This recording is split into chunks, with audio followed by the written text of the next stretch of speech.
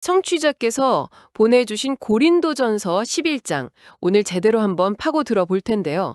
이 자료를 보니까 마치 한 공동체의 건강검진 기록지 같다는 생각이 들더라고요. 건강검진 기록지요? 오, 그거 흥미로운 비유네요. 네, 겉으로 보기엔 멀쩡한데 안일 들여다 보니까 두 군데서 좀 심각한 염증이 발견된 거죠. 하나는 상증의 문제였고 다른 하나는 공동체 심장 같은 핵심 의식의 문제였고요. 아주 정확한 비유입니다. 사도 바울이라는 의사가 고대 도시 고린도에 있던 교회 공동체에 보낸 뭐랄까 진단서이자 처방전이 셈이죠. 맞아요. 겉보기에는 여성의 머릿수건 문제하고 성만찬 예절 문제 이게 전혀 달라 보이잖아요. 네, 완전히 다른 얘기 같죠? 근데 파고들수록 결국 공동체의 하나됨이라는 하나의 혈관으로 다 연결되어 있다는 걸 알게 됩니다. 당시 교회가 겪던 아주 구체적이고 현실적인 고민들이 담겨 있는 거죠. 좋습니다. 그럼 그 첫 번째 염증, 여성의 머릿수건 문제부터 한번 진찰을 시작해 보죠.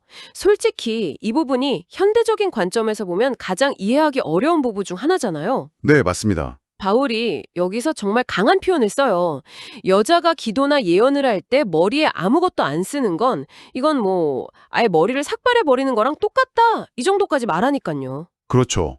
당시 문화에서 여성의 삭발이라는 게 보통 큰 수치나 형벌을 의미했을 텐데 왜 이렇게까지 극단적인 비유를 든 걸까요? 네, 그 강력한 어조 때문에 이 구절이 오랫동안 여성을 억압하는 근거로 오해받기도 했죠.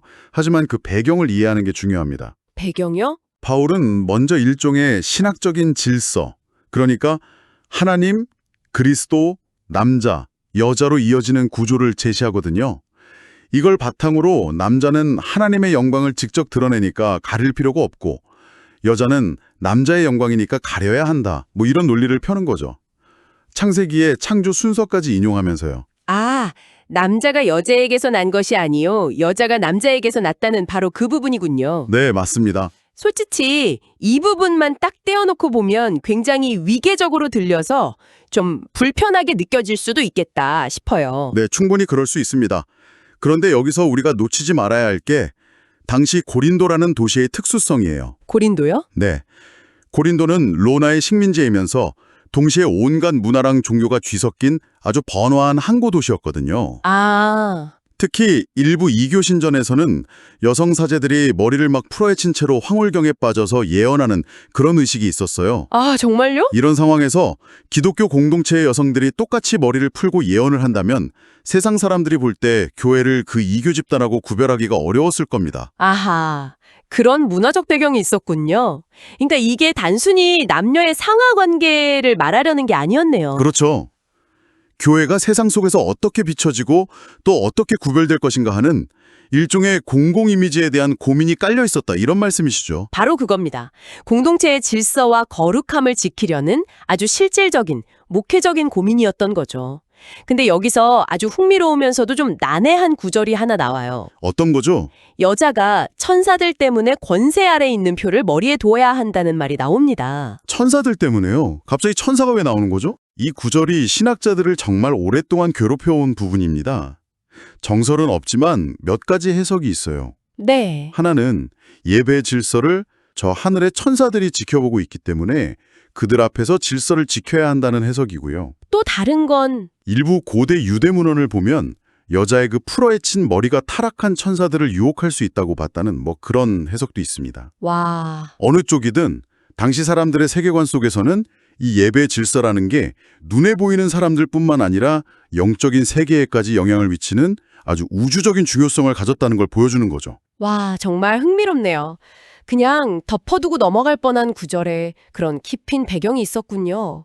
그런데 바울이 이렇게 질서를 막 강조하는 듯하다가 갑자기 논조를 확 바꾸는 법운이 보여요. 바로 그 지점이 이 단락의 핵심입니다. 바울은 위계 질서를 세우는 것처럼 보이다가 곧바로 그러나 주 안에는 남자 없이 여자만 있지 않고 여자 없이 남자만 있지 아니하니라고 말하면서 딱 브레이크를 겁니다. 아, 균형을 잡는군요. 네, 여자가 남자에게서 낳지만 그 외 모든 남자는 여자에게서 태어난다는 사실을 상기시키죠. 그리고 결국 모든 것은 하나님에게서 났다고 결론을 내리고요. 엄격한 질서를 말하는 동시에 그 안에서 남녀가 서로에게 얼마나 필수적이고 또 동등한 존재인지를 역설하는 거네요. 한쪽으로 치우칠 수 있는 오해를 스스로 교정하는 모습이 참 인상적입니다. 맞습니다. 그리고 마지막에는 본성까지 이야기하면서 논쟁을 마무리하려고 하죠. 남자의 긴 머리는 좀 부자연스럽지만 여자의 긴 머리는 아름답지 않냐? 그 긴 머리가 이미 가리는 역할을 하고 있지 않냐? 뭐 이런 식입니다. 네. 그러고는 논쟁을 더하고 싶은 사람이 있다면 우리와 하나님의 모든 교회에는 이런 규례가 없다고 딱 잘라버려요. 핵심은 어떤 특정한 규칙을 강요하는 게 아니라 공동체의 덕과 질서를 세우는 원리였던 셈입니다. 지금까지는 예배의 외부적인 질서, 또 상징에 대한 이야기였다면 이제 바울은 훨씬 더 심각한 문제로 렌즈를 옮깁니다. 바로 공동체의 내부가 썩어 들어가고 있는 문제요. 그리고 그의 어조가 겉면에서 거의 분노에 가까운 질책으로 바뀌는 것 같아요. 네, 분위기가 완전히 달라집니다. 바울이 내가 여러분을 칭찬할 수 없습니다. 여러분의 모임이 유익하기는커녕 해롭기 때문입니다. 라면서 아주 직설적으로 시작해요. 와, 문제의 핵심은 공동체 안에 분쟁과 파당이 생겼다는 겁니다. 그런데 그 분열이 가장 끔찍한 방식으로 드러난 곳이 바로 공동체의 가장 신성한 의식인 주의 만찬이었습니다. 정말 믿기 힘든데요? 예수의 희생을 기념하고 하나됨만 확인하는 그 거룩한 자리에서 어떻게 분열이 일어날 수가 있었던 거죠? 당시 성만찬은 지금처럼 작은 빵 조각이랑 포도주 한 잔을 나누는 그런 형식이 아니었고요. 애찬이라고 불리는 공동 식사랑 같이 이루어졌거든요. 아, 함께 식사를 하는 자리였군요. 네. 그런데 부유한 교인들이 일찍 와서 자기들이 가져온 그 풍성한 음식을 먼저 먹고 마시기 시작한 겁니다. 네, 먼저요. 반면에 가난한 교인이나 노예들은 고된 노동을 마치고 늦게 도착할 수밖에 없었죠. 그들이 도착했을 때는 이미 음식은 거의 남아있지 않았고 어떤 부자들은 심지어 술에 취했기까지 했습니다. 잠깐만요. 그럼 한쪽에서는 배부르게 먹고 취해가는데 다른 한쪽에서는 굶주린 채 그걸 그냥 지켜보고 있었다는 건가요? 그렇습니다. 이건 단순히 예의가 없는 수준을 훨씬 넘어서는 것 같은데요. 아, 그겁니다. 바울이 분노한 지점이 그거죠. 그는 여러분에게 먹고 마실 집이 없습니까? 어찌하여 하나님의 교회를 멸시하고 가난한 사람들을 부끄럽게 합니까? 라고 아주 호되게 꾸짖습니다. 아, 이건 식사 예절의 문제가 아니라 예수 그리스도의 몸된 교회를 그냥 무너뜨리는 행위였던 겁니다. 부와 가난이라는 세상의 계급 질서를 교회 안으로 그대로 끌고 들어와서 그리스도의 십자가가 무너뜨린 그 차별의 벽을 다시 세우고 있었던 거죠. 이 심각한 문제를 해결하기 위해서 바울이 제시하는 해법은 뭔가요? 단순히 사이좋게 나눠 드세요. 이 정도는 아니었을 것 같은데요. 훨씬 근본적인 처방을 내립니다. 그는 먼저 성만찬의 본래 의미를 다시 상기시켜요. 본래 의미요? 네, 예수께서 잡히시던 밤에 빵을 떼시면서 이것은 너희를 위한 내 몸이다 하시고 또 잔을 나누시면서 이것은 내 피로 세운 새 언약이다 하신 그 장면을 아주 생생하게 다시 들려주죠. 성만찬은 개인의 허기를 채우는 자리가 아니라 예수의 죽으심과 희생을 기념하고 그 의미를 세상에 선포하는 행위라는 그 본질을 일깨워준 겁니다. 여기서 정말 무서운 경고가 나옵니다. 합당하지 않게, 그러니까 이런 의미를 무시한 채 먹고 마시는 사람은 주의 몸과 피에 대하여 죄를 짓는 것이라고 말이죠. 네, 맞습니다. 심지어 그 결과로 병들거나 죽는 사람까지 있다고 하는데요. 이게 어떤 과장된 수사법인가요? 아니면 당시 사람들은 정말로 공동체 안의 죄가 실제 육체적인 결과로 이어진다고 믿었던 걸까요? 굉장히 충격적인 부분이죠. 현대적인 관점에서는 이해하기 어려울 수 있지만 당시 사람들은 영적인 상태와 육체적인 건강이 아주 긴밀하게 연결되어 있다고 믿었습니다. 그렇군요. 찬의 빵으로 상징되는 예수의 몸, 그리고 공동체로서의 교회라는 그리스도의 몸을 둘 다 업신여긴 죄가 얼마나 심각한지를 보여주는 겁니다. 아, 공동체를 분열시키는 행위가 영적인 죽음을 넘어서 실제적인 질병과 죽음까지 초래할 수 있다는 그야말로 등골이 오싹해지는 경고인 셈이죠. 듣기만 해도 무서운데요. 그렇다면 이 심각한 상황에 대한 바울의 구체적인 처방전은 뭐였나요? 해결책은 의외로 복잡하지 않고 아주 실질적입니다.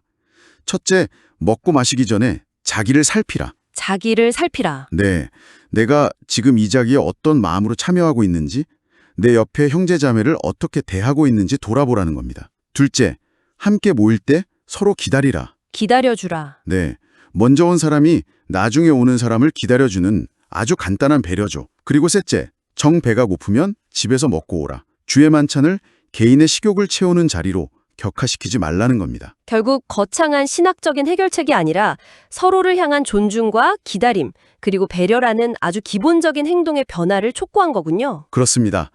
공동체의 가장 깊은 영적 위기는 결국 가장 기본적인 사랑의 실천을 통해 회복될 수 있다는 것을 보여주는 거죠. 오늘 살펴본 고린도전서 11장은 머리수건이라는 외부적 상징의 문제, 그리고 성만찬에서의 내부적 분열이라는 정말 전혀 다른 두 가지 문제를 다루고 있었습니다. 하지만 흥미롭게도 두 문제의 뿌리는 같았습니다.